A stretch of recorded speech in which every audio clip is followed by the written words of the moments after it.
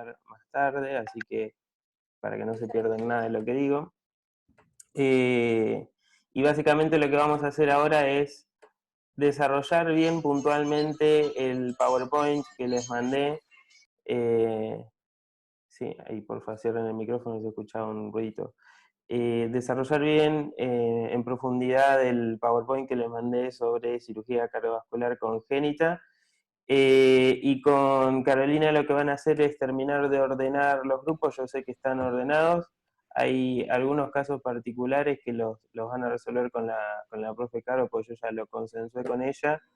Y cada grupo va a chequear realmente ¿cómo se llama? El tema que eligió. ¿Sí? Durante la semana me estuvieron consultando, algunos, otros me mandaban WhatsApp, otros me mandaron mail, otros lo mandaron a Caro también, así que más o menos yo creo que están bastante encaminados y encaminadas, ¿no? Con ese tema. Sí. ¿Hay alguien que quiera decir algo ahora antes que arranque con el tema de la clase? O... Yo, profe, un segundito. Sí. Le mandé un mail hace más o menos 3 días. No me Ujú. respondió. Quería saber si le había llegado o si no le Y mando puede por ser, WhatsApp. lo que pasa que justo esta semana estoy en el hospital, o sea, estoy 7 días seguidos en el hospital y puede ser que no lo haya visto. Ah, ok. Sí respondí a todos los que me mandaron WhatsApp, pero ¿el mail era para saber el tema o para qué era? No, era más que nada por un tema de... Vio que yo me había anotado a la noche, bueno, después pasó esto de los sábados, y hay materias que a veces no puedo hacer porque trabajo, entonces es más, la había consultado más por eso, porque en día no tenía respuesta, entonces para quedarme tranquila por el tema de las faltas y la regularidad. Ah, bien. Bueno, mira, justo tengo una reunión, le decía recién a todos, ¿no? Que tenía reunión con Medelía, Sí. más que nada para Hola, regularizar buenas esto. tardes. Hola, más que nada Perdón, para regularizar esto que recién entré. hay un montón que están como oyentes. Vieron que yo en la semana le pregunté quiénes estaban como oyentes, quiénes estaban, que le faltaban materias. Entonces queremos cerrar con eso porque no puede seguir pasando el tiempo y que Claro, sigan sí. figurando como oyentes o como que no están cursando la materia, porque eso para el final del cuatrimestre va a figurar como que no lo cursaron, ¿se entiende? Entonces hay que arreglarlo ahora antes de que pase más tiempo. Así que bueno. El tema de la cantidad de faltas, de las inasistencias. A mí me parece igual, calculo que cada uno te lo mandó, pero... Claro, al tener el problema con la inasistencia, al tener problema, digo, con el registro de la materia, van a tener problemas con el registro de la asistencia también, ¿no? De todos modos, eso se va a arreglar porque cuando ustedes entren y les quede configurado que ya están cursando esa materia, la asistencia va a ser desde el primer día que están cursando, no se cuenta a partir de ese momento y les queda ausente todas las otras clases. Así que por eso despreocúpense. Pero bueno, Profe, sí. sí. Perdón, ¿quiere entonces que le mande lo que le había escrito en el mail al WhatsApp por las dudas? No, yo ahora me voy a ocupar ¿No? del mail, yo lo voy a abrir. Ok, Pero perfecto, pensaba que profe. era por algo de eso, pensaba que era por algo del trabajo lo que me decía. Ah, gracias, perdón. Bien, no pasa nada. Bien. Hola, profe, buenas tardes. Hola, ¿quién me habla? Ojeda, Hola, Ojeda, ¿cómo estás? recién me sumo y no sé si tomó lista, y lo No, estaba no. escuchando, bien, gracias. Y yo no figuro, no sé ni cómo figuro en Guay. Quise ingresar a mi Guay y no tengo idea. O sea, me pide una contraseña que no tengo, y no sé cómo figuro. Así que no sé cómo puedo hacer eso. Yo me había Pero comunicado antes, nunca usaste el eh, correo institucional. al comienzo. Es lo que va de este ciclo, ¿no? Yo me egresé en Guay en el 2017. ¿Y antes nunca lo habías usado tampoco? Sí, profe, yo ingreso a mi Guay, con mi Sí. mail, y no me deja entrar. O sea, me pide una contraseña, pido recuperar, no sé cómo. O bueno, ver en qué sitio puedo encontrar mi estado y saber en qué situación me encuentro. ¿Ustedes tienen el mail de Oscar que yo les mandé a algunos? Oscar Cordone, que es el jefe de Elía del No, centro. No, yo no la tengo, profe. No. yo No, tampoco. yo no. No. Denme un minuto y arranco con la clase, que busco ese mail, así, porque todas esas cuestiones se arreglan con él, que es el jefe de Bedelía. Y como están todos los BDL superados, que ni siquiera a mí me contestan, entonces eh, vamos a casos puntuales y sé que él les va a contestar sí o sí. Esperen que ya se los paso.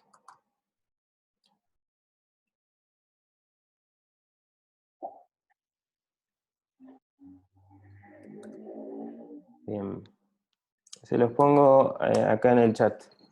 Es Oscar, ¿sí? Le tienen que aclarar, porfa, porque imagínense que maneja todas las carreras del centro, o sea, es el jefe de todas las carreras del centro. Entonces, aclárenle de qué carrera, ¿sí? Aclárenle de qué año, de qué plan, porque justo este está dividido en M11 y en M4. Aclárenle cuál es el inconveniente, ¿sí? Su nombre, su apellido y su DNI. Cosa que no tengan que tener 2 o 3 mails de intercambio para llegar realmente a lo que quieren llegar. O sea, en un mail tratar de poner todo lo que se necesita para resolver el problema. ¿Sí? Profe, ese también se le puede comentar el tema de que yo, por ejemplo, yo todavía sigo apareciendo en metodología o eso es algo que se va a Eso solucionar se va a solo en el solucionar proceso. también, sí, sí, sí, es por eso la reunión que tengo ahora en un ratito. Tengo una lista de estudiantes que me pasó él que figuran como oyentes y que figuran en metodología, entonces, de acuerdo a los preinformes que vieron, alguna vez habrán tenido un preinforme ustedes de la carrera, que es la situación actual como estudiante con las materias aprobadas y las que le faltan aprobar y las notas que han tenido. Eso se saca de mi guay también.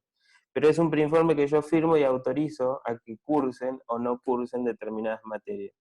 Con ese papel lo que se va a autorizar es que, por ejemplo, todos los que son egresados de guay, metodología no la cursen, porque ya la cursaron el año pasado, o en tercero, ¿sí? Bueno, y así, y los que vienen de otras facultades se homologan, es la palabra, es el verbo de intercambiar materias para que pueda cursar cuarto año y que le figuren las materias que corresponden. Bien, Perdón, sí. una consulta. Una pregunta. Los que pusimos eso en el grupo, por ejemplo, de WhatsApp, que no teníamos homologada, que nos sigue figurando, ¿con eso alcanza o tenemos que hacer algo más? ¿Que no tenés homologada qué? Claro, yo tengo metodología cursada y aprobada, Sí. entonces yo lo puse en el grupo que estamos todos de cuarto año. Si con eso alcanza o tengo que hacer algo más para No, que... a los que le figura metodología de investigación y son egresados de UAI, les va a desaparecer, no la tienen que cursar. De hecho, en primer momento se acuerdan que les dije, no la cursen. Es más, Claro, hasta que no desaparezca esa materia les va a quedar ahí con ausentes. Si entran, de curiosos, entran una vez que dice presentismo o 0 o 20% o 10%, no se va a decir nada.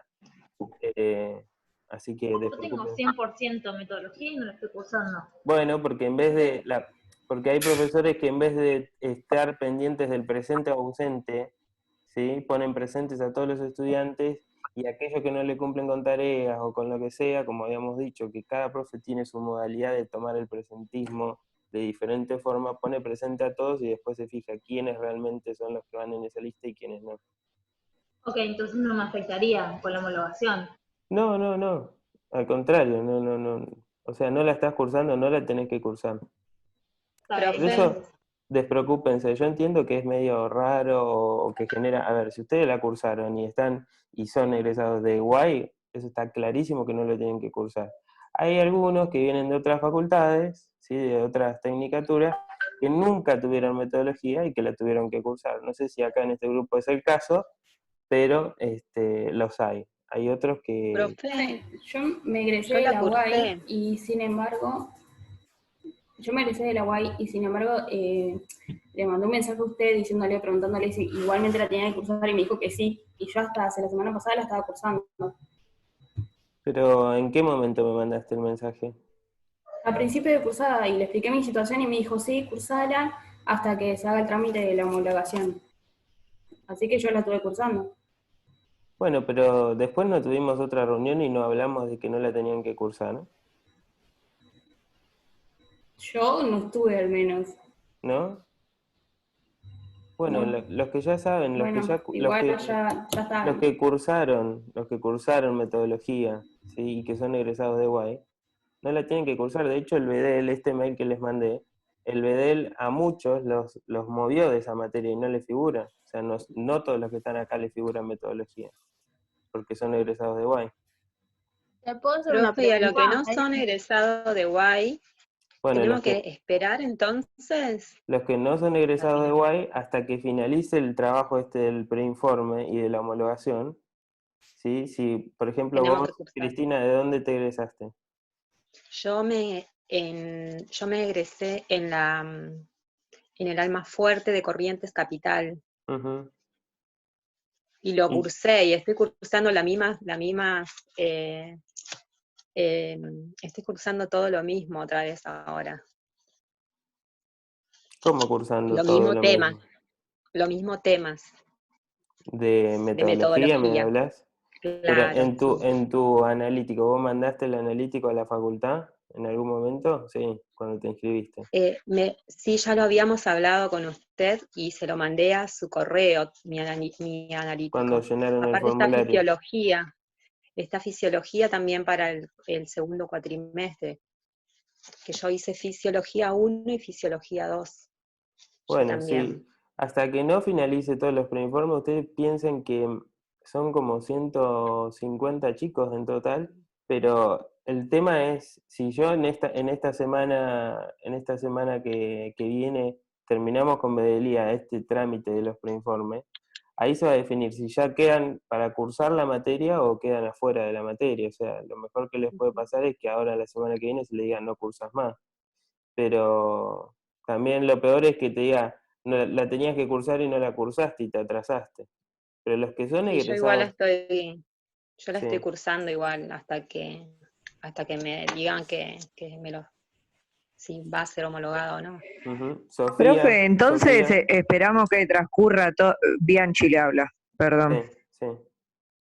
Entonces esperamos que transcurra toda esta semana hasta que se acomoden con el tema de Bedelía y después accionamos. Porque a mí también me pasa que me uní 2 clases después, porque me anoté más tarde que otro grupo de compañeros y en ¿Vos las sos materias egresada me de figura, UAI no o sé. no? Yo soy egresada de UAI, sí, 2017. Y bueno, entonces metodología no la tenés que cursar. No, pero hablo con respecto a esta materia, administración y otras que estoy haciendo en No, este eso primer sí, cuatrimestre. eso sí. Las 2 primeras faltas que tuviera no cuentan porque yo me uní después a las clases. Me anoté después en la universidad. Ujú. Sin embargo, me aparece menos porcentaje de presentismo. ¿Me explico? Sí. Entonces, viste que vos tenés que tener cierto presentismo para poder rendir parciales, Aquellos finales. que empezaron más tarde y que cumplieron con todas las tareas, el profe lo que tiene que hacer, por lo menos de esta materia, Caro, lo que tiene que hacer es entrar a las clases anteriores y ponerte presente si cumpliste con todas las tareas. Y ahí el presentismo se modifica. Lo mismo para las otras materias. Ah, claro, bueno, esa era mi pregunta. Listo, está contestada. Gracias. Bueno, vamos a... Profe, yo le quería hacer otra consulta. Sí. Por último, porque realmente, sí, discúlpame que te interrumpa, pero bueno, el tema es que yo en este caso particular, no sé a dónde recurrir por estas preguntas. Tengo entendido que vos sos el director de la carrera. Uh-huh. Claro, bueno, a mí lo que me gustaría saber es el tema de los parciales. Si van a haber parciales, cuándo se nos van a comunicar. Entendemos, o al menos yo entiendo que esta situación nos excede a todos, que es todo muy nuevo, que nos vamos adaptando, que hay que esperar, y bueno, pero más o menos tener una idea a quién recurrir o a quién consultarle por este tipo de cosas o trámites, porque de hecho yo tengo dinero, tengo que pagar, se han comunicado conmigo por mail, pero después de golpe y porrazo me encuentro que me habían anotado, o sea, yo entiendo todo esto, pero bueno, es saber con certeza a quién se puede recurrir como para regularizar la situación, para saber cómo se van a manejar con el tema de los exámenes. Bueno, sí, la pregunta entiendo que está orientada a si vamos a tener examen o no en las materias en esta modalidad virtual. ¿Es esa la pregunta? No, es un poco de todo, pero bueno, vamos por parte entonces, porque se me escucha muy mal, me parece. El tema de los parciales. ¿Tienen idea de cuándo van a ser? Parciales van a tener... Porque hoy el profe Arena nos dijo que en cualquier momento, quizás el fin de que viene, nos tome un parcial. Entonces, tener una idea más o menos si van a haber parciales, para cuándo, o ese tipo de información a quién se la podemos manifestar, o sea, de dónde podemos sacar información. A ver, cada docente maneja la materia como cuando cursan en la presencialidad, o sea, cuando ustedes están en la presencialidad, en la vida normal, y cursan una materia, el profe les dice, al principio de la cursada, para hacer lo más ordenado posible, les dice, el primer parcial, tenemos 8 clases, el primer parcial va a ser a la 4ª clase, el segundo parcial a la, no sé, 7ª clase, y el final cuando sea la época de final. En esta situación lo que no se pudo definir cuándo iban a ser los parciales, porque no sabíamos hasta cuándo iba a ser la cuarentena. Ahora sabemos que la cuarentena nos supera este cuatrimestre y no sabemos si el próximo, hasta cuándo. Entonces, en cuanto a la fecha de parciales, en cualquier momento ya calculo que la semana que viene se van a empezar a plantear fechas de exámenes parciales virtuales. Cada profesor va a diseñar un examen virtual. El examen no necesariamente tiene que ser un examen estructurado, ni choice, ni pregunta, o sea, a ver, cada profe diseña su examen. Si lo quiere hacer semiestructurado, lo hace semiestructurado. Si lo quiere reemplazar por un trabajo, lo puede reemplazar por un trabajo, pero les tiene que aclarar a ustedes. Este trabajo es el que cuenta como nota de parcial. ¿Sí? Eso en cuanto a cada materia, o sea, yo no les puedo mandar un informe a todos diciéndole, miren que los profes le van a tomar No, está bien, eso se sabe, profe. Se sabe que cada profe lo maneja a su manera. El tema... Sí. Sí, el tema es que hasta el momento no se sabía nada, nadie nos podía decir nada, y hoy un profe, Arena, nos dijo que quizás el fin de que viene.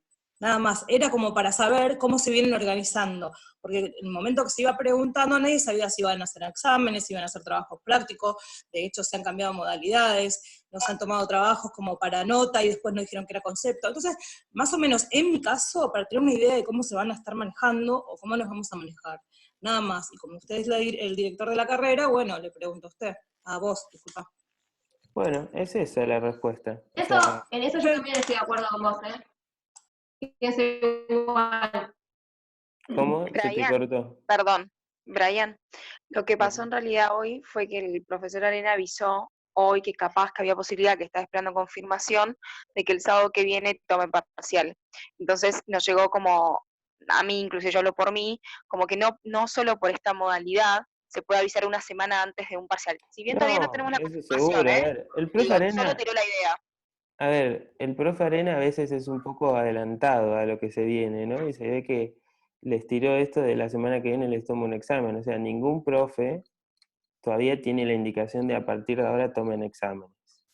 Entonces, yo les pido que bajen el nivel de ansiedad y de incertidumbre. Yo entiendo que esto es una situación súper especial y que yo estaría igual de su lado. O sea, quiero saber, y si un profe me dice la semana que viene te tomo un parcial, te digo, pará, flaco, dame 2 semanas aunque sea.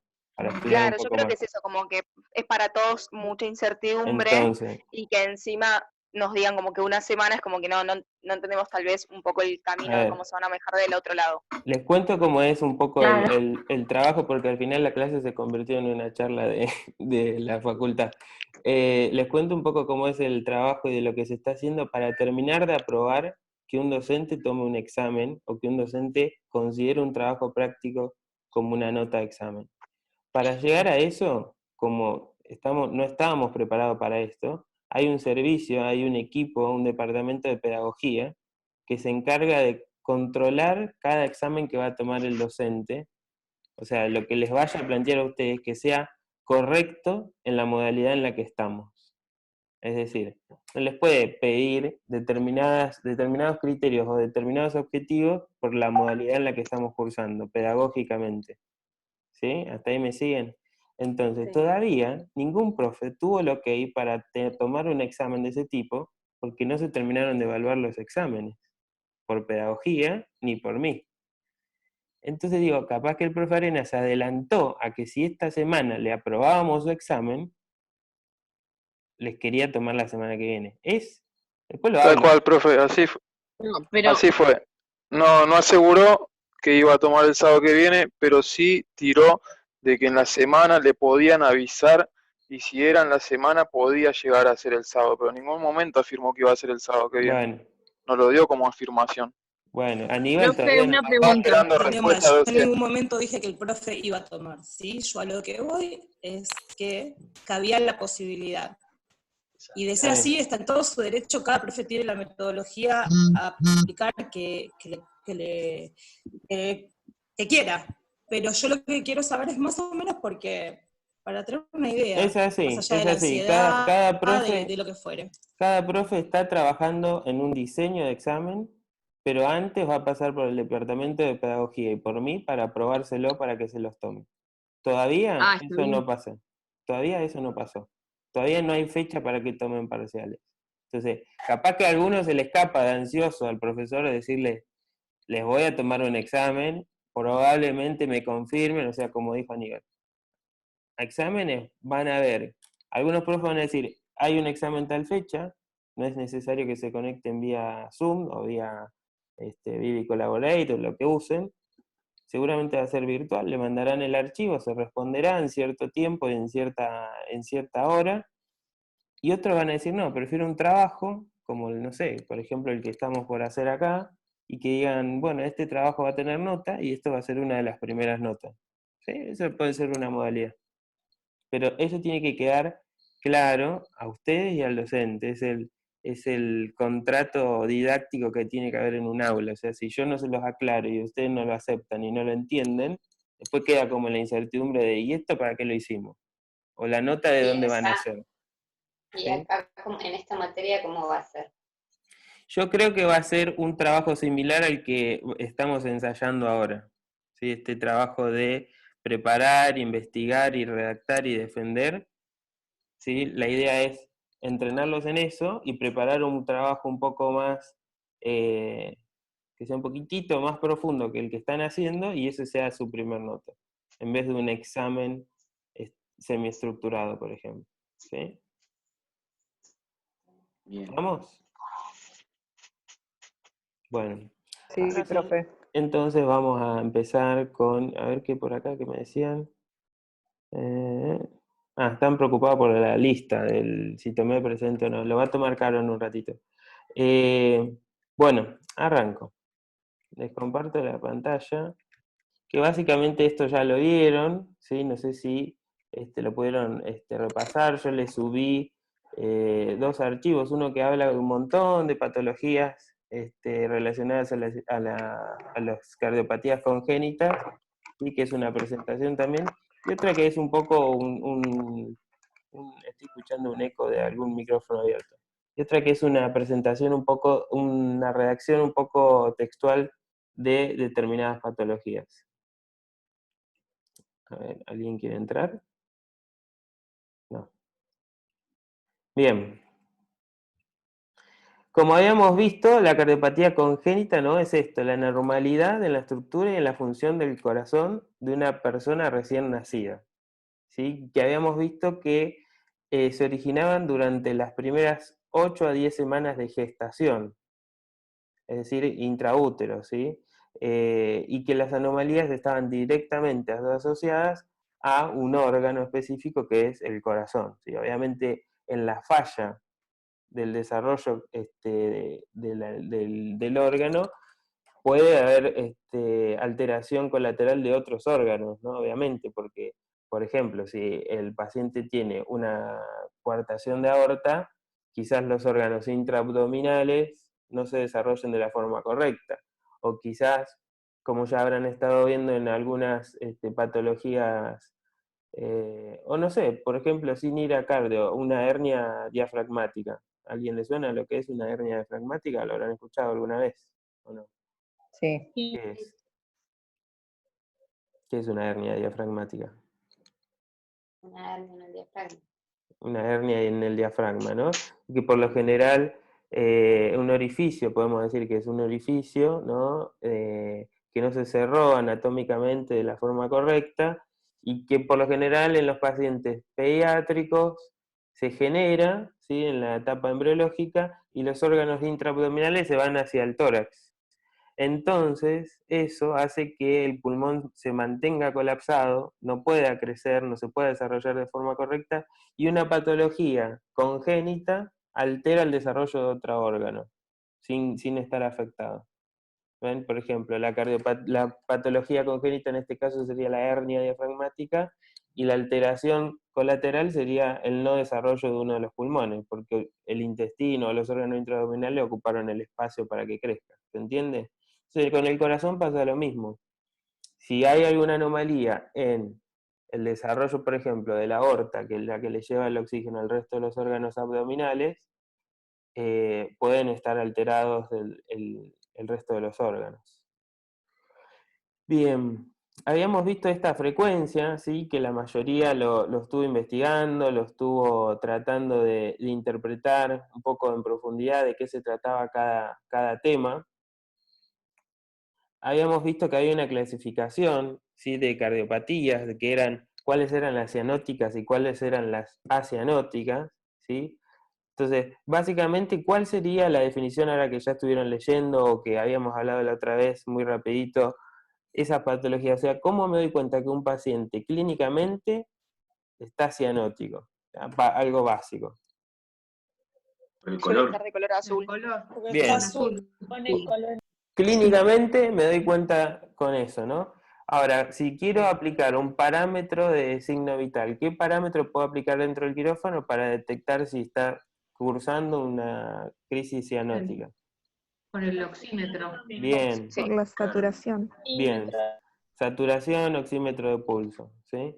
O sea, que todos los pacientes, ¿sí? Que estén intervenidos o que se vayan a intervenir en el quirófano, y si después lo trasladamos obviamente a hemodinamia, que es la materia, necesitamos tener un control estricto de los parámetros vitales, o sea, no disminuir que hemodinamia, por más que sea mínimamente invasiva, necesitemos el paciente acostado y 2 o 3 pincitas nada más, o sea, no, pensemos en la patología, o sea, si el pibe se pone a llorar acá y hace una crisis cianótica, nos puede hacer un paro respiratorio, y si no lo detecta el anestesiólogo que lo esté tratando en ese momento, el pibe se para, ¿sí? Y hay que reanimarlo, y bueno, lo que tienen de bueno estos pacientes, dentro de todo lo malo que tienen, es que seguramente aquellas que tienen experiencia en quirófano, han estado en algún caso con pediátricos, o ojalá que no, pero que les haya tocado un caso de que un paciente se pare y que sea pediátrico, así como tan rápido hace el paro cardíaco y el paro respiratorio, así de rápido con la reanimación sale y vuelve a la normalidad. O sea, responde muy rápido el paciente pediátrico a la reanimación, ¿sí? A las drogas. Pero bueno, hay casos y casos, ¿no? No es lo mismo un pediátrico que se pare porque le faltó que lo oxigenen de forma correcta y era sano, a que un pediátrico de este tipo, ¿no? Que es congénito, tenga un paro respiratorio y bueno, le va a costar un poco más, pero también se va a defender. Bueno, entonces, decíamos que nos dábamos cuenta que el paciente era cianótico porque detectábamos clínicamente o fisiológicamente a través de un mecanismo de signos vitales que el paciente desaturaba, ¿sí?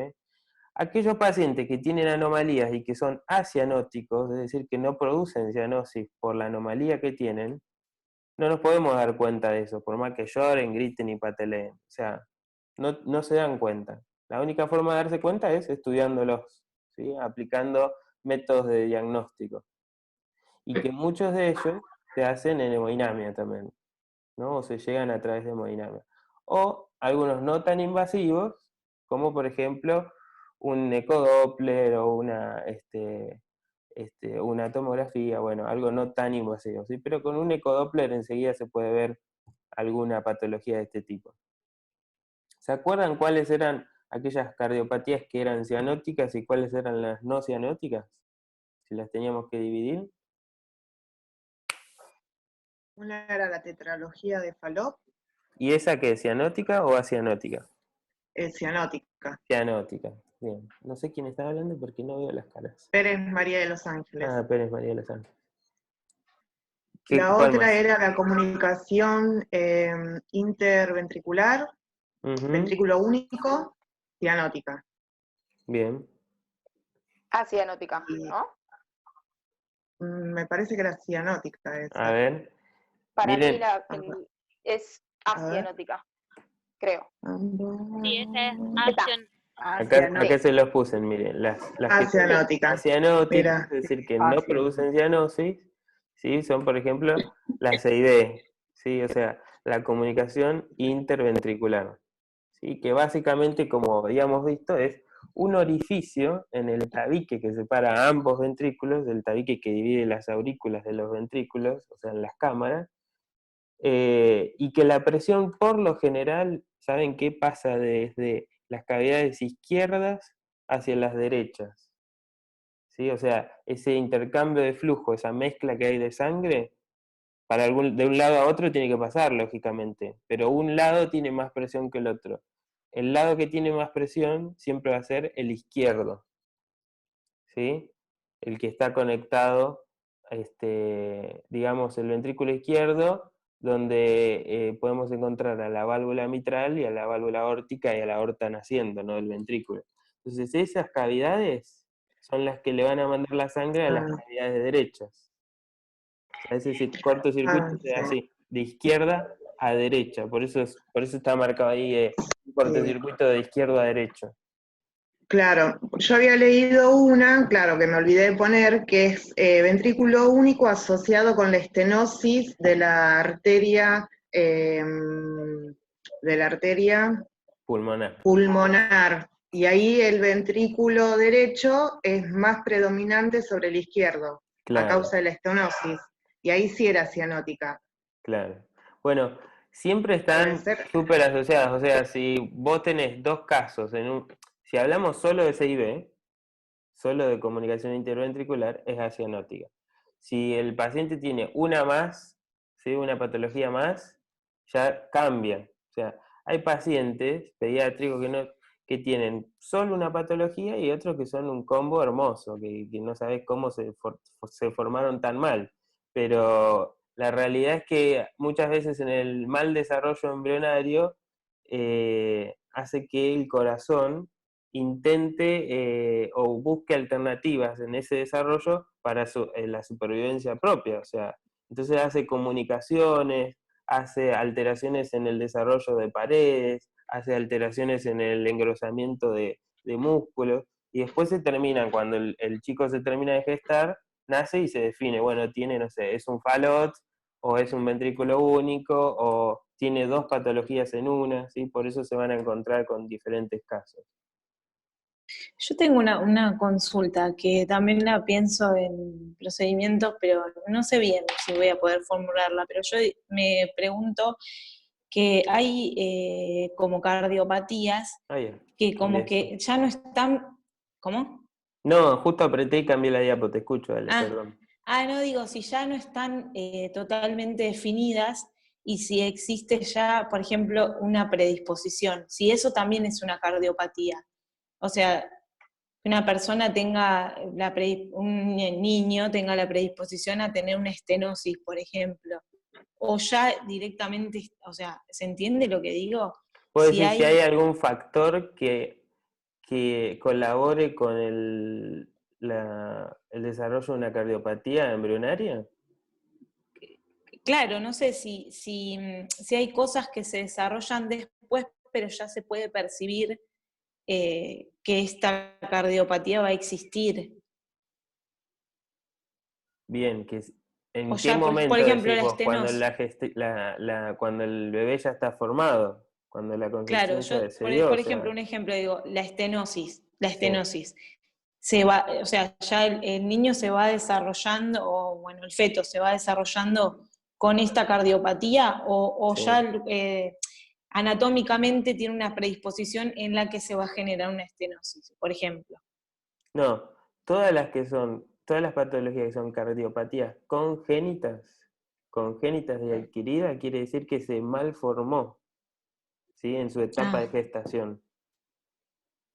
Bien, está bien. ¿Sí? No es que después más adelante, esperen que acepto a alguien que está entrando acá, no es que más adelante el pibe tiene tendencia a formar una cardiopatía congénita.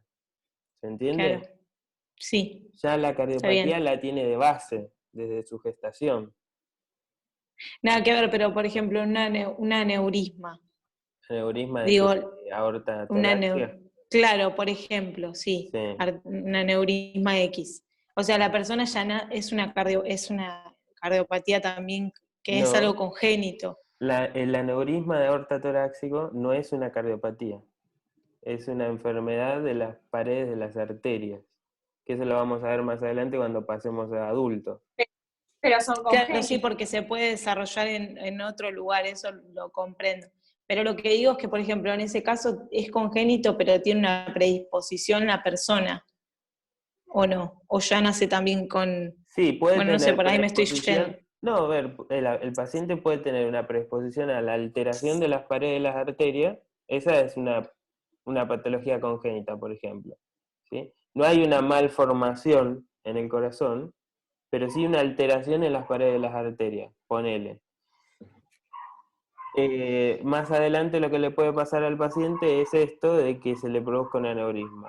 Y después, como decís, hay factores que influyen o favorecen a que se produzca un aneurisma, como que sea tabaquista, que tenga hipercolesterolemia, que tenga presión alta, ¿sí? Pero eso ya es totalmente dependiente del tipo de hábito que tenga el paciente.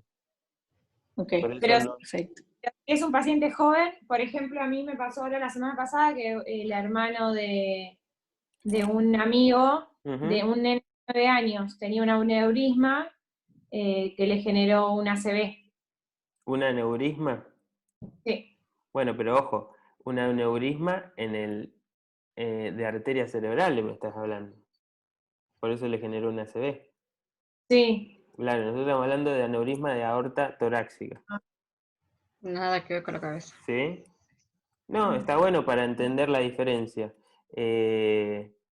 También vamos a ver que en otra etapa, en otra unidad de neurocirugía que se hace por intervencionismo por hemodinamia, un aneurisma que es conocido como un globito, por definirlo así rápido, después cuando lo veamos bien en profundidad, es un globito colateral o lateral a la propia arteria, que si se explota ese globito, el paciente se desangra. Lo que le pasó al chico ese en el cerebro es que una arteria cerebral tuvo un pequeño aneurisma, ¿sí? Y se produjo un ACV hemorrágico, ¿sí? ¿Se acuerdan las diferencias? Habrán visto que hay diferencias en ACV hemorrágicos o isquémicos. Sí. Bueno, cuando es hemorrágico es porque se revienta un vaso, ¿sí? Sangra un vaso.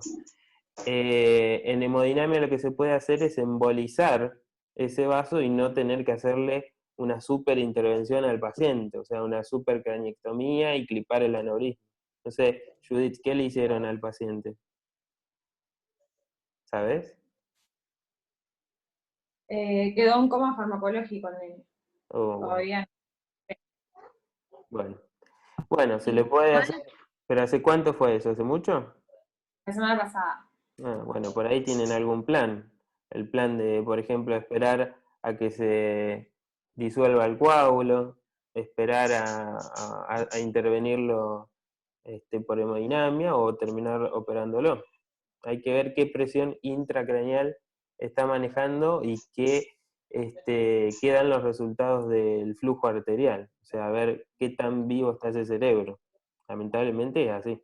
Los estudios colaterales te dicen cuáles son las conductas que siguen.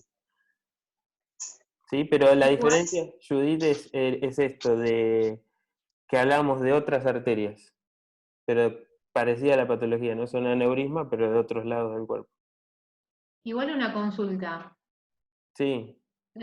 Hay enfermedades que tiene la madre o malos hábitos que ya se saben que pueden afectar a ciertos Bien. órganos. Por eso, esa Como las pregunta, TORCH. eso es súper importante lo que marcás, porque era algo que le quería decir a la compañera que hoy había pensado en esa pregunta, ¿no? De si había algo que podría hacer que el chico tenga tendencia a tener una patología de este tipo.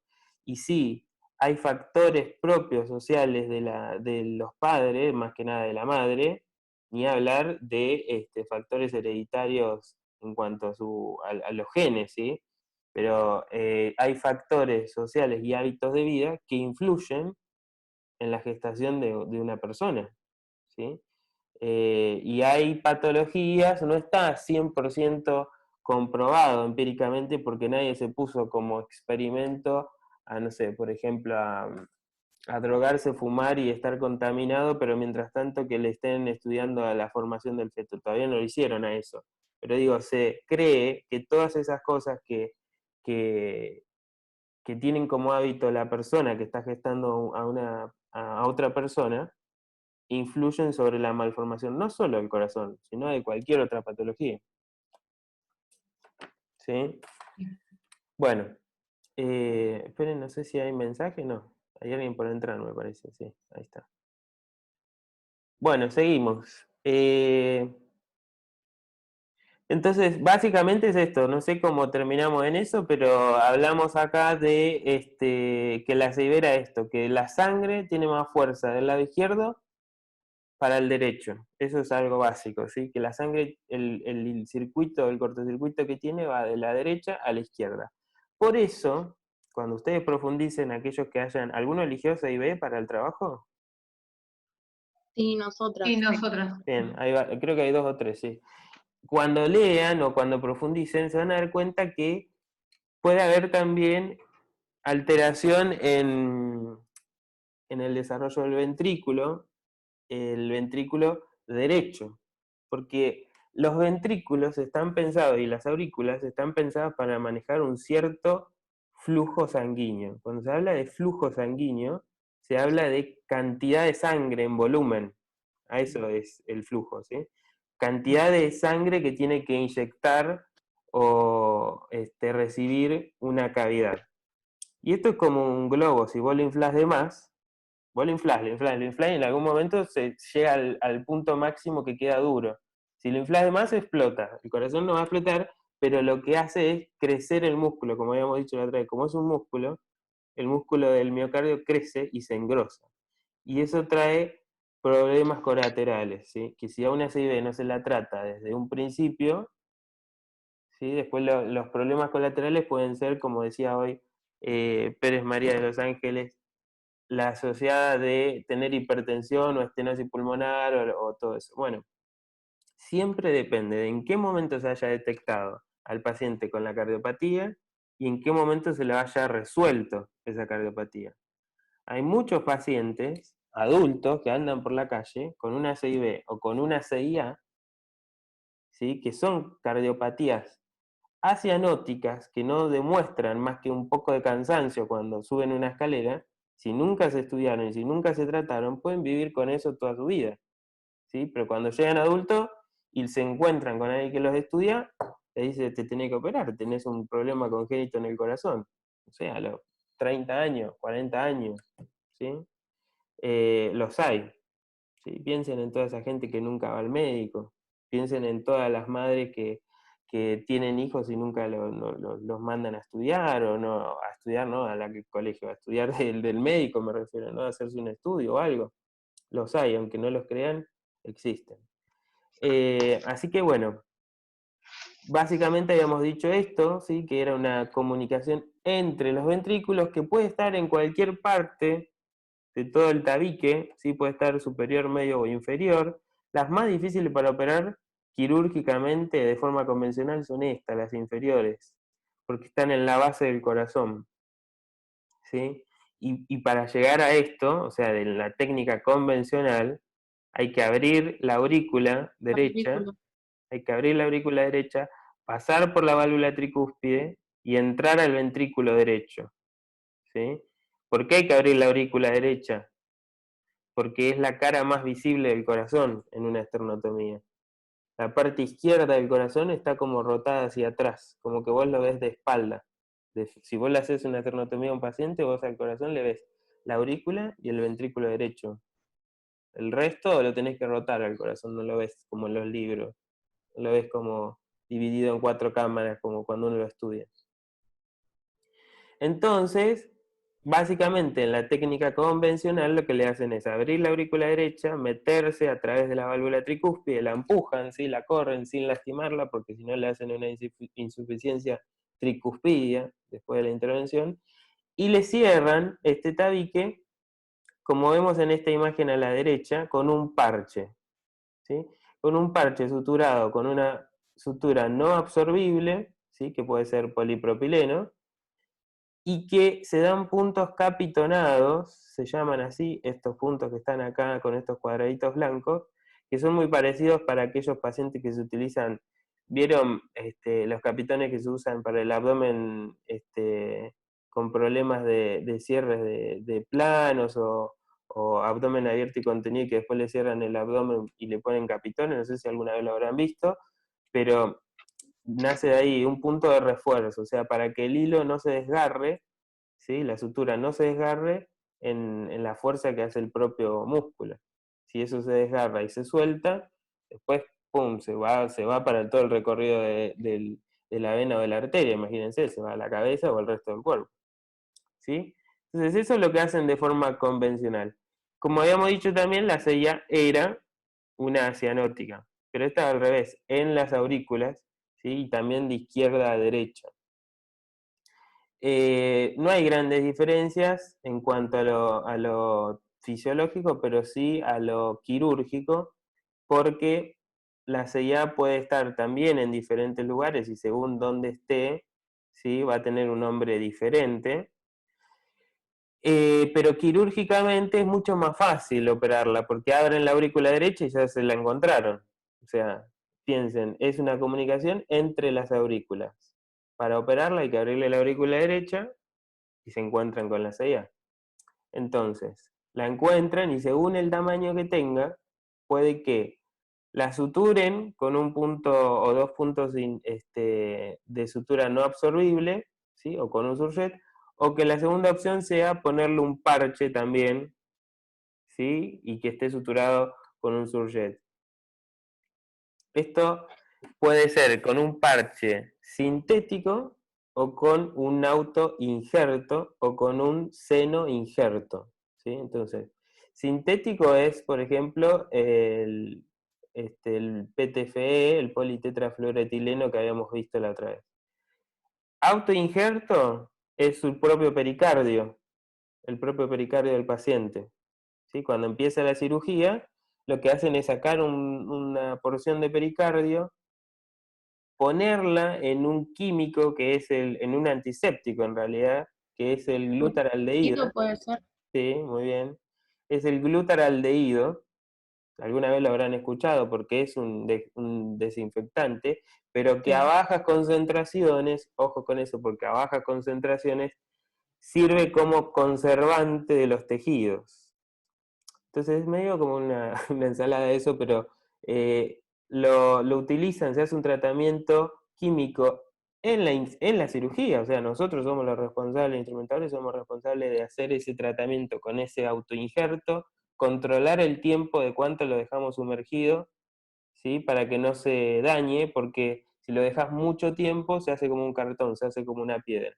Entonces tiene que estar en un tiempo más o menos 13 minutos aproximadamente, para que tenga cierta maleabilidad al momento que lo estén suturando en el corazón. Básicamente eso. Entonces, eso es un autoinjerto. Y un seno-injerto es cuando utilizan, por ejemplo, pericardio bovino o porcino. ¿Sí? Esas son las tres opciones para cerrar la CIA o la CIB, como habíamos visto recién. Y la cianótica, sí, que la más conocida es el Falot, como habíamos visto, son aquellas que el paciente, bueno, ahí sí se manifiesta clínicamente con la desaturación, ¿sí? Y fíjense que el Falot, justamente la tetralogía de Falot, es una de las más frecuentes en cuanto a las cianóticas, ¿sí? Corresponde a una cardiopatía obstructiva derecha, y eso significa que la sangre no puede salir de forma correcta del ventrículo derecho. O sea, por más que el corazón haga toda la fuerza que pueda, le cuesta salir. ¿Por qué le cuesta? ¿Por qué le cuesta? A ver, aquellos que eligieron Falot y estuvieron leyendo algo.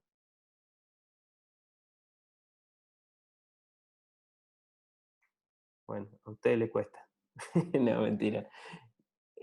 ¿Por qué? A ver, pensemos. ¿Por qué le cuesta salir la sangre del corazón del lado derecho pensando en las patologías que tiene, estas 4.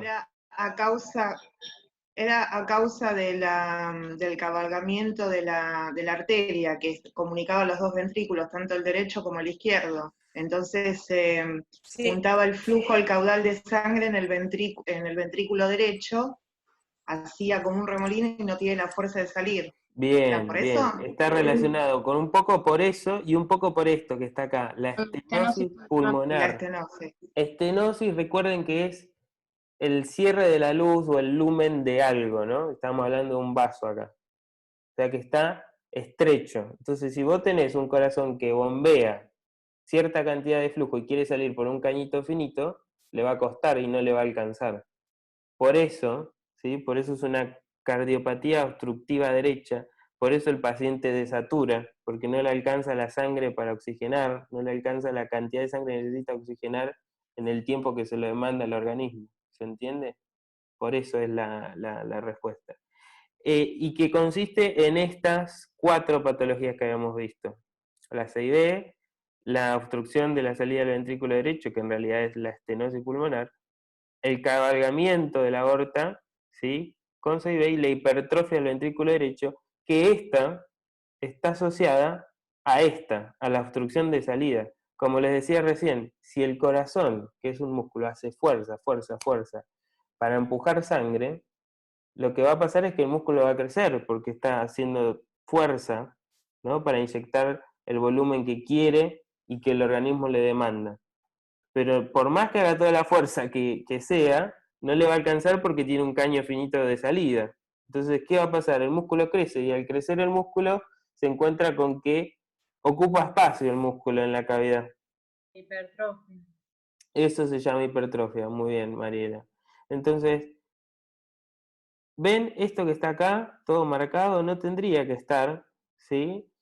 Y acá vemos la estenosis de la arteria pulmonar, la CIB, que es la comunicación interventricular, ¿sí? Y el cabalgamiento de la aorta. Entonces esas son las 4 patologías básicas que tiene el FALOT, ¿sí? Y cuando lo intervienen quirúrgicamente, lo que le hacen es, en algunos casos, esta foto que está acá, ustedes habrán pensado, la habrán visto y no habrán entendido bien de qué se trataba, pero hay veces que el paciente es muy, muy pequeño, muy prematuro, ¿sí? Hay pacientes que a veces nacen con poco peso, de acuerdo también a este tipo de patología, ¿sí? O sea, nacen bajo peso, no lo podés operar, no podés realizar este tipo de intervención gigante, ¿sí? Entonces tenés que esperar que engorden. ¿Y de qué forma?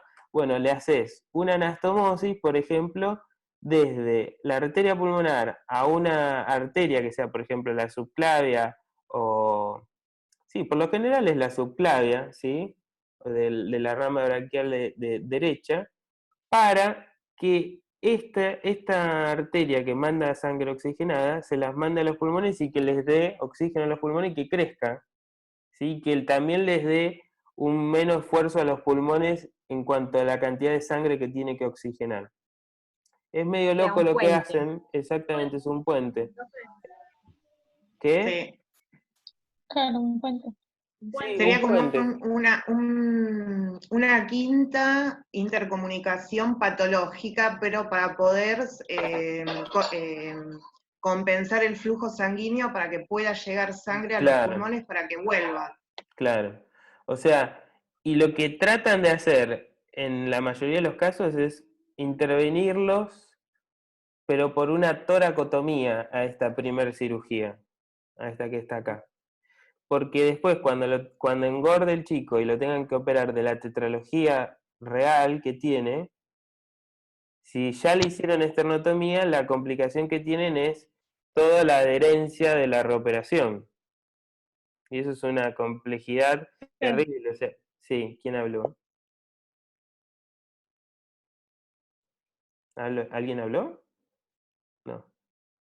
Bueno, entonces, operar a un paciente que tiene todo adherido la cavidad del corazón al tórax es el doble de trabajo, ¿sí? Es el doble de trabajo.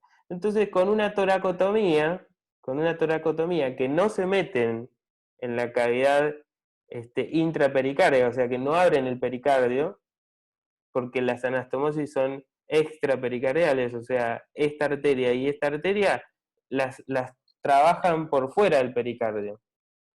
Se disecan y se trabajan por fuera del pericardio. Entonces, eso les da esa posibilidad al equipo quirúrgico que cuando lo intervenga la segunda vez, sea más fácil y más rápido, y que el chico haya engordado y haya crecido como se esperaba. Miren que acepto a alguien que salió. Ahí está. Entonces, ¿con qué se hace esto? Con una prótesis de PTFE, que es ese politetrafluoretileno. ¿Sí? Y por lo general, el diámetro de esas prótesis son de 3,5 o 4 milímetros de diámetro. O sea, imagínenselo, son súper pequeñas. ¿Sí? Te hago una pregunta, capaz no entendí o no lo dijiste. Sí, Ornella. Cuando hacen la segunda intervención, esa comunicación claramente se anula. Bien, ahora íbamos a esa, pero sí, se anula. Se anula. ¿Pero bien. qué se cierra la prótesis, como se hace un cierre de la prótesis, o se saca la prótesis y se suturan los vasos? No, lo que se hace es para que no tengan, porque si ellos cierran, o si ellos descosen, por alguna forma decirlo así, ¿no? Desinsertan esta prótesis de este vaso y lo vuelven a suturar al vaso, ¿sabés qué riesgo corren? El riesgo de la estenosis. El riesgo de que ese vaso quede estrecho. ¿Sí? Entonces, por eso anulan el... Sí, te escucho. No, te interrumpí, disculpa. No, digo, lo que hacen es seccionarlo acá, por ejemplo, y seccionarlo acá, ¿ves?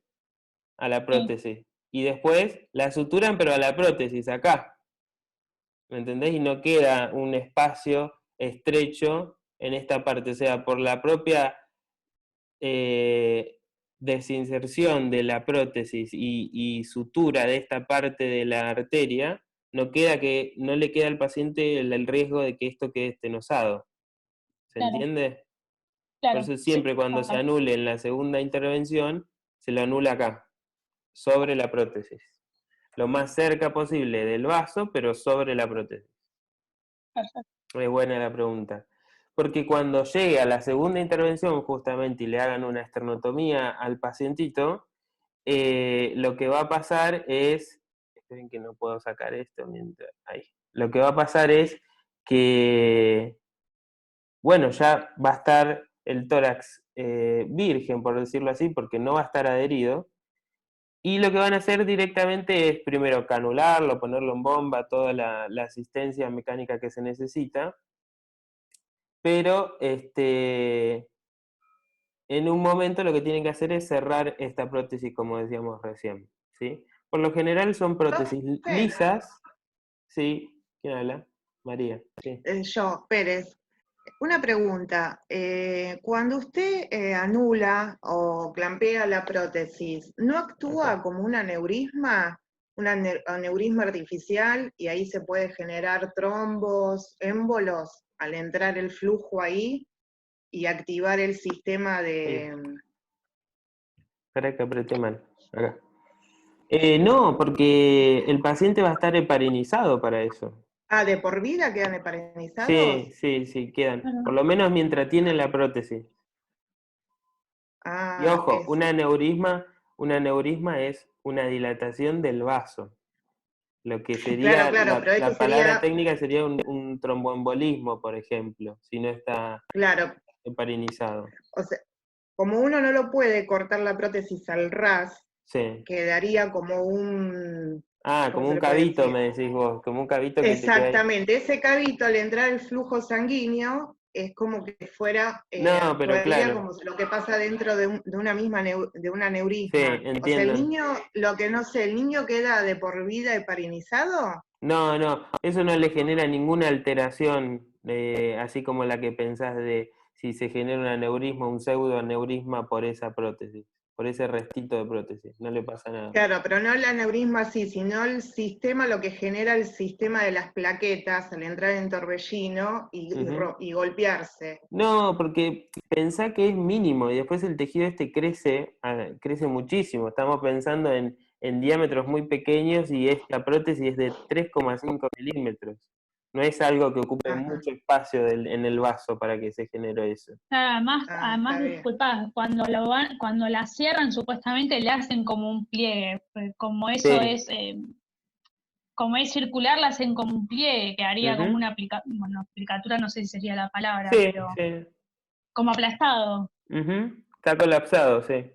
Pero sí, es buena la pregunta también de María, porque se imaginaba ella algo como que ahí se genere una interrupción, sí, como un torbellino, ¿no? De sangre y que eso rompa glóbulos o plaquetas o que se filtre o lo que sea. Pero no pasa. Bien, entonces cuando lo operan realmente al paciente del falot, ya que creció y que está en condiciones normales para ser intervenido y que creen que va a soportar el postquirúrgico, porque tampoco es poco lo que queda del postquirúrgico de una intervención de este tipo, lo que le van a hacer es entonces ponerlo en la asistencia extracorpórea, parar el corazón, ¿sí? Utilizando las soluciones esas de criopreservación para que el corazón no sufra, y arrancan abriendo la aurícula o el ventrículo y resecando el músculo que sobra. ¿Se acuerdan que dijimos que había músculo que había crecido el ventrículo derecho y que tenían que sacarlo porque eso le ocupaba espacio? Después, lo que hacen es ponerle un parche en la comunicación interventricular, ¿sí? Después, si el paciente justo también tiene un problema en el tema de la estenosis ¿se acuerdan que habíamos dicho que tenía estenosada la arteria pulmonar? Al tener estenosada la arteria pulmonar porque no le llegaba la suficiente sangre y nutriente a través de esa sangre para que la arteria crezca de forma normal, lo que puede pasar también es que la válvula pulmonar no se haya dividido, no se haya seccionado, no se haya dividido en valvas. Entonces, por ahí con un bisturí le dividen las valvas y ya le corrigen eso. O sea, a un paciente pediátrico, ¿sí? Es casi imposible, es imposible, no lo tienen nunca como en cuenta cambiarle la válvula, ¿sí? Hasta que no crezca, porque si vos le cambias una válvula, ustedes imagínense, un paciente que se opera de esta patología puede tener, no sé, 3 meses, ponele, o recién nacido si está en condiciones de peso normal. Si vos le cambiás la válvula ahí recién nacido, a los 6 meses le tenés que cambiar la válvula de vuelta, porque ya no le va a alcanzar el diámetro. Y a los 6 meses de vuelta, y ya está, se opera 20 veces en 2 años. Entonces Pero generalmente, después cuando son adultos, entonces le cambian la válvula o ya no. Claro, ya cuando es adulto, ya se considera que el tejido no va a crecer más y que ese diámetro le va a alcanzar para el resto de su vida, ¿sí? Pero con un paciente que está en plena etapa de crecimiento, vos no le podés cambiar la válvula hasta cierta edad. Entonces, lo que se hacen es tener cirugías o realizar cirugías conservadoras de su propio tejido. Es decir, si a esta válvula, por ejemplo, que no estaba dividida en valvas, conservaron el tejido de su propia válvula y le hicieron una plástica. ¿Sí? Le hicieron una reconstrucción plástica para que no le tengan que sacar la válvula. Profe, ¿te hago una consulta? Sí. En mi grupo hicimos la anomalía de Epstein Bueno. y también es pediátrico y dice que se cambian las válvulas. Bien, la primer parte es una cardiopatía congénita. La anomalía de Epstein, ¿sí? Para que entienda el resto, es una anomalía en la válvula tricúspide, ¿sí? Es decir, la válvula tricúspide, la válvula de la cavidad derecha del corazón, ¿sí? La que divide la aurícula de los ventrículos, está como descolgada, está como caída, ¿sí? No tiene la capacidad de mantenerse firme y de abrir y cerrar como una válvula. Entonces, se llama así anomalía de Epstein. Y la primera opción es que si el paciente no puede vivir con eso, porque además tiene otras patologías asociadas, ¿sí? Seguramente después las chicas lo van a contar cuando toque, pero además de eso, si el paciente no puede vivir con eso, le hacen una plástica de la tricúspide, como primera intervención. Sí, después valvulotomía. Bien, después, bueno, si no, si es muy grave, trasplante de corazón completo. Sí. Pero está como opción. Y siempre Sí. son casi neonatos. Sí, pero la opción de reemplazarle la válvula a un neonato es casi nula, ¿sí? Es hacerle plástica. Después lo haces crecer, lo haces que funcione y que el tejido crezca y ahí sí le cambia la válvula. Sí, igual tiene una tasa de mortalidad. Sí, a ver, Es casi una de las últimas opciones, la valvulotomía. Pero sí, está, sí. nosotros la pusimos. Perfecto, perfecto. Bien, avanzando con esto, nos queda el último paso de la tetralogía de Fallot, porque es una de las... El Fallot tiene esto, vieron que tiene muchos pasos y muy técnico en cada paso, y muy fisiológico, que hay que entender un poco la anatomía y relacionarlo con el mal funcionamiento. Vieron que hay que ir y venir con ese juego, de cavidad derecha, cavidad izquierda, y de que va para acá y que va para allá. Pero nada, no es imposible, hay que sentarse a pensar un cachito nomás. Lo último que queda es reconstruir la estenosis, es decir, la estrechez de la arteria pulmonar. ¿Y de qué forma? Reemplazando la pared que le falta, ¿sí? La pared que está colapsada, ¿con qué? Con un parche de vuelta, sintético, con un parche tipo autoinjerto o con un parche bovino o porcino, es decir, seno injerto. ¿Sí?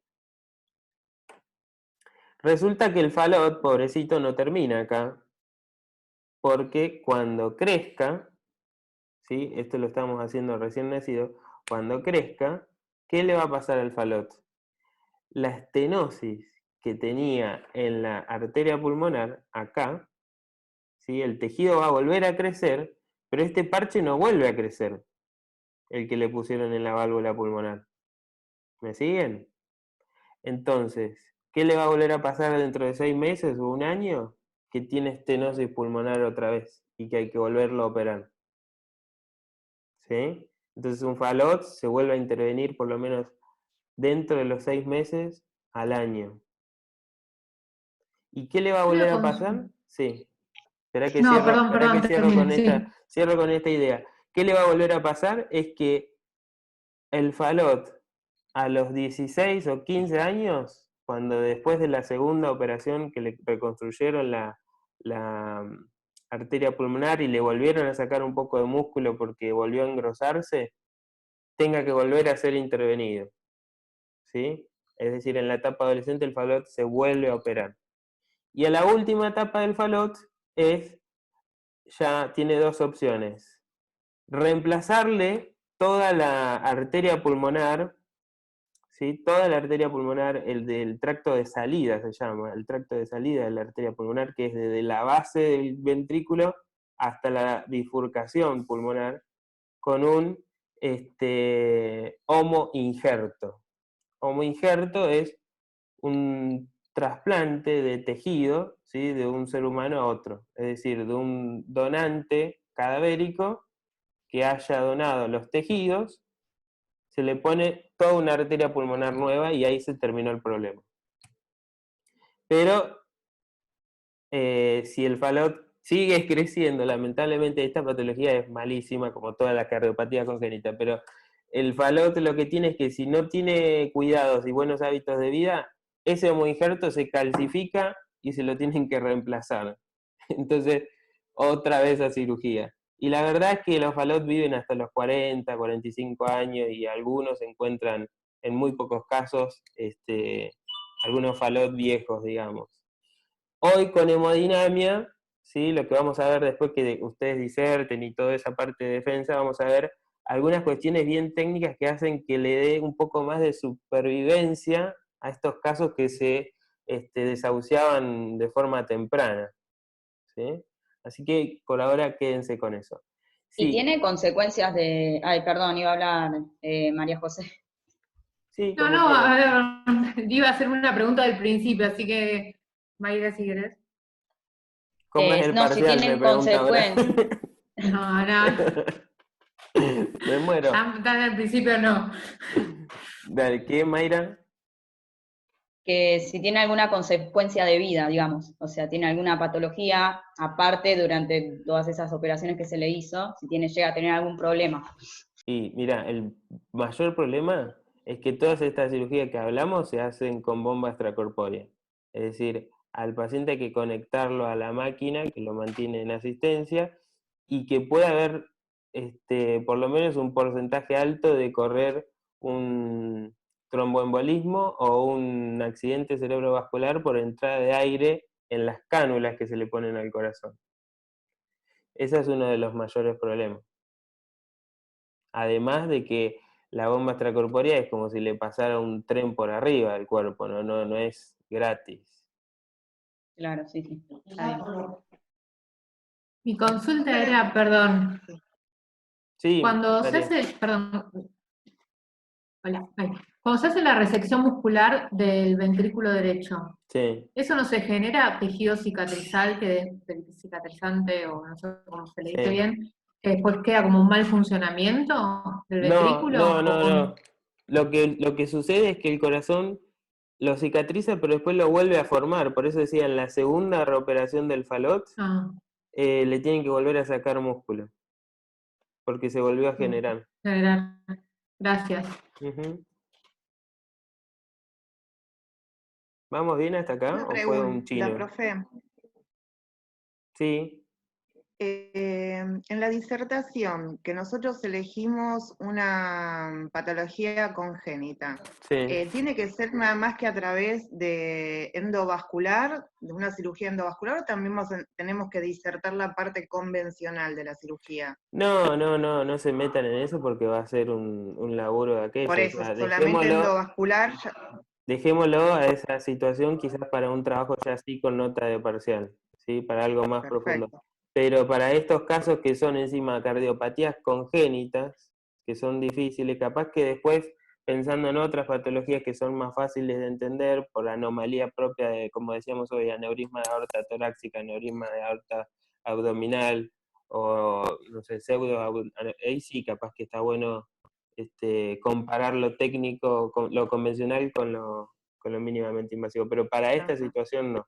Si quieren solo hacer una referencia, como habíamos dicho, de qué se trataba, o sea, el resumen de qué se trata y por qué se da básico, está bueno para entenderlo, pero no un súper desarrollo. ¿Sí? Está bien, perfecto. Bueno, ¿qué sigue acá? Profe, ¿cómo daríamos las técnicas? ¿Cómo? ¿Cómo damos las técnicas, entonces, en la lección del sábado que viene? ¿Las nombramos nada más? Por ejemplo, ¿se coloca un stent, decir se coloca un stent? ¿O bien profundo, cómo sería la técnica? Bueno, a ver, ustedes en el trabajo van a desarrollar lo que se necesita y cómo se realiza. Traten de explicarlo. Si consideran que es básico lo que están diciendo, no sé quién me lo preguntó, pero si consideran que es poco lo que están diciendo, como decir, se coloca un stent, o se dilata, o se reemplácenlo o refuércenlo con fotos, con videos, que se muestre cómo se realiza, ¿sí? Para que el resto lo pueda entender. Ustedes piensen que se lo tienen que explicar a alguien que nunca lo vio. Está bien, sí. Candela Secarelli. Se lee el trabajo de Einstein y hay muchísimas opciones, depende del grado. Y la más básica, por ejemplo, era un stent. Y como es de hemodinamia, nos centraríamos en eso, capaz. No, pero en anomalía de Einstein, ¿dónde le ponen un stent? Si el grado es muy bajo, para el ductus. Ah, en el ductus. Claro, pero es de Einstein. No, ahí enfóquense, si van a hablar, por ejemplo, de la anomalía de Einstein, enfóquense en qué se hace sobre la válvula, por ejemplo.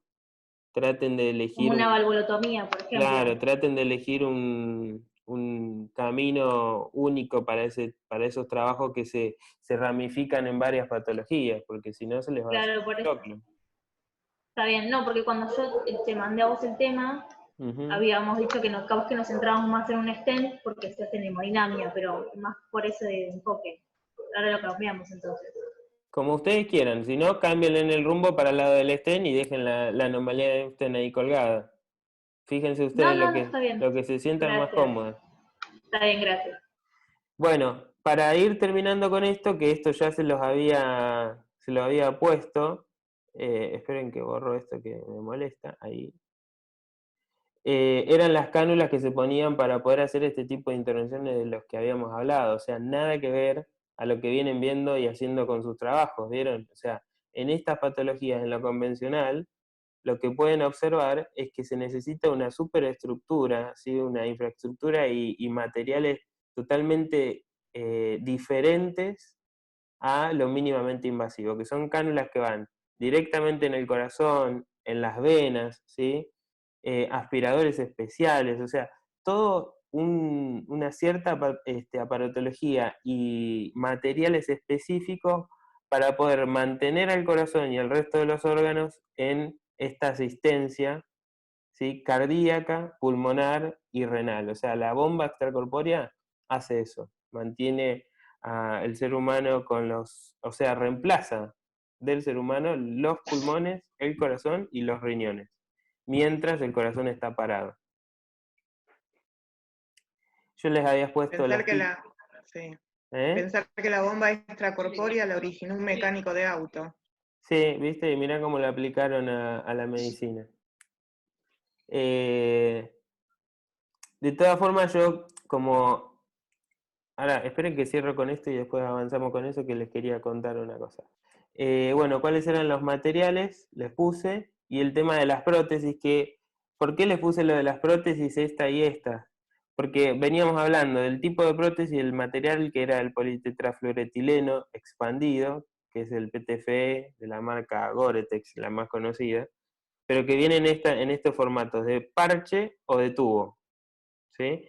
Los tubitos son eso como vimos hace un rato, esos tubos que se usaban para hacer de puente. Los parches, los pedazos de parche que se cortan para tapar un orificio o reemplazar una pared de la arteria, por ejemplo. Esto es un parche de seno injerto, es decir, por ejemplo, bovino o porcino. Y esto puede ser una válvula, ¿sí? Es una válvula, también bovina o porcina, ¿sí? Las válvulas también se utilizan de los bovinos y los porcinos para poder reemplazarse en el corazón. Bien. Fue como medio pesado esto, pero estaba bueno desarrollarlo, la parte bien técnica de lo convencional, para que entiendan realmente la complejidad que tiene la cirugía convencional cuando la comparemos con lo básico, lo mínimamente invasivo, o lo que se puede llegar a resolver con el intervencionismo hemodinámico, ¿sí? Por eso era el objetivo tenía como objetivo explicárselo de forma muy básica. En el Classroom después les voy a subir un video que les muestra una cirugía, ¿sí? en tiempo real, paso a paso como lo van haciendo, para que dura obviamente como 2 horas, pero ustedes vayan avanzando o la ven como quieren, como una película si quieren, pero está bueno que lo vean, o sea, desde cómo arrancan y hacen la esternotomía, hasta que paran el corazón, lo vuelven a reanimar, lo sacan de la bomba extracorpórea, y cuando veamos qué hacen en hemodinamia, es como decir, pero ¿por qué no operan a todo por hemodinamia? Es mucho más fácil, pero bueno, ya vamos a llegar a la conclusión de que no se puede reemplazar con hemodinamia todo el intervencionismo quirúrgico convencional, ¿sí? Aún. Pero sí, hay cosas que hemodinamia las va a disolver de forma convencional. Cuando veamos, por ejemplo, el reemplazo de válvulas aórticas o cosas así, o embolización de aneurisma, bueno, eso sí va a desaparecer de lo quirúrgico. ¿Qué cirugía es, profe? ¿O es más que nada para que veamos la diferencia entre todo lo convencional a la simplificación de hemodinamia? ¿Qué cirugía es? ¿Qué cosa? La que va a subir. La cirugía es, hay dos, una transposición de grandes vasos, es pediátrico, el caso es porque estamos hablando de pediátrico, y una estenosis pulmonar eran. O sea, son dos que están en YouTube, yo les subo los links y ustedes las ven. El cirujano es un cirujano árabe, ¿sí? Aunque no lo crean, los árabes operan también, y es uno de los mejores los árabes y los japoneses son los mejores países que hacen cirugías cardiovasculares congénitas. Tienen esa característica, esa habilidad y el reconocimiento por ahora. Después están obviamente los yanquis con toda la aplicación de las tecnologías, y en Argentina hay muchos también muy reconocidos, pero ellos fueron, sobre todo los japoneses, fueron los pioneros en trasplante de corazón, por ejemplo, pediátrico. Nada, para que lo sepan, un dato de color. Bueno, yo me tengo que ir, ¿sí? Espero que no se hayan aburrido, fue medio pesada esta parte, pero ahora no sé si Caro ya está, o le mando un mensaje. Sí, acá estoy. Ah, ahí está, no te vi. Que son No una quería banda. interrumpir porque estaba muy, muy concentrado dando la clase. ¿Cómo Mirá están, chicos? Hola, Esperen que dejo de compartir porque como estaba compartiendo pantalla no veía todas las Hola, caras. profe. ¿Cómo están? Bien, me quedé a oscuras acá, bien, arranqué con luz y me quedé a oscuras. Sí, porque Se ve que pasó el tiempo. Bueno, chicos, les mando un saludo y se quedan con Caro. Espero que sigan bien. Y en cuanto a las novedades de lo académico relacionado a la universidad, calculo que la semana que viene se van a ir resolviendo todos esos temas. ¿Sí? Bueno, perfecto, profe. Escríbanle, si tienen algún tema puntual de que tienen problemas, no sé, con la asistencia, esperemos a que pase por lo menos, o que yo les mande un ok de a partir de ahora, si no les figura bien en el sistema, escríbanle a Oscar para tenerlo en cuenta, porque si le mandamos todos los reclamos que los vamos a resolver ahora, como que no va a tener mucho sentido. Si después de lo que yo les dé el ok, le siguen apareciendo problemas, ahí le escriben, ¿les parece? Para no matar. Bueno, perfecto. Profe, con nuestro grupo recién hoy elegimos el tema, ¿se lo enviamos al WhatsApp? Sí, ¿qué eligieron? Ya le digo, que no me lo sé de memoria. Okay. Tratamiento endovascular de arteritis de Takayasu.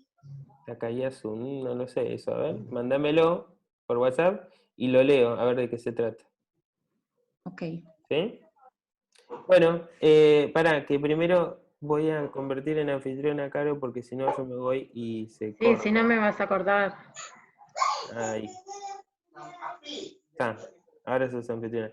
Bueno, yo hasta acá grabé, así que no sé si después vos querés grabar, empezás de vuelta cuando me vaya. Sí, sí. Bueno, les